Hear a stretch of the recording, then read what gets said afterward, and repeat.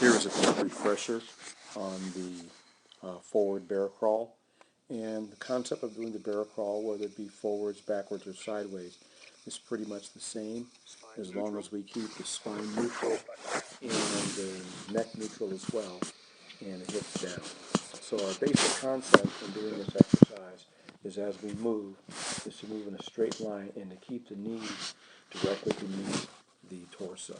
What will happen many times, because they're not quite as strong, is they'll tend to let the hips raise up, for one, which we don't want to do. We want to keep them on the same level as the shoulders.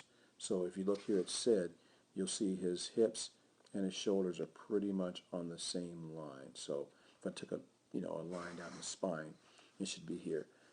Chris does a pretty good job of it as well, but you can also see his butt is kind of slightly up. If I took the same line through his body. So we want to try to stay down and keep the knees low. So it's harder, obviously, but that's the intent. As the athlete moves forward, the knees go straight forward and backwards. As you can see here, Sid's knees go forwards, and of course, as he walks forward, the knee will, of course, go backwards. The knees will stay low, and the spine will stay at the same angle, parallel to the ground. The hands walk forward, and that's the basic concept. We want to keep the spine relatively neutral, so we don't want to be looking up or looking down. Sid's head is slightly up, but it's not bad.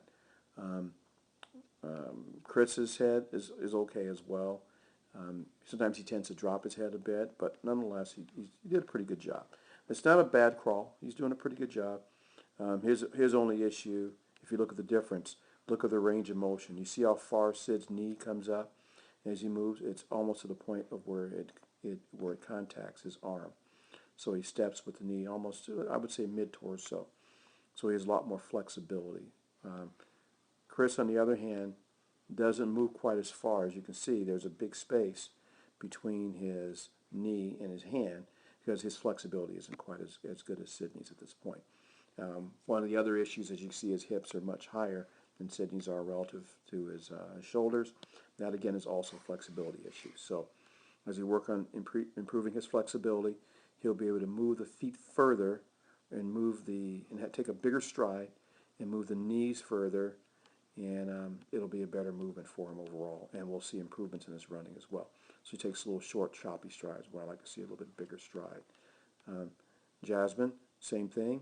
She's a lot more flexible than Chris, and again, right here, as you can see, her knee and her arms are almost together at full stride. So she's pretty good here as far as flexibility. The only thing I see with her, she does tend to round the back just a bit, so we want to be careful that we don't let the spine round over in this way either. So we want to try to keep it as perfectly straight as possible. We don't want it this way where it's hyperextended, nor do we want it hyperflexed either. So we have to be careful to keep it as straight as possible. She's in pretty good shape. It's not bad, but we can always get better. So other than that, she does a pretty good job. You see her butt starting to rise here a little bit because she's getting a little tired, and that's normal. Fatigue will tend to make the athlete do that. So it's a good exercise. We do it, a few times a week. So we're going to continue to do it because when the athlete's in the blocks, they're on the ground. So we practice that very same movement.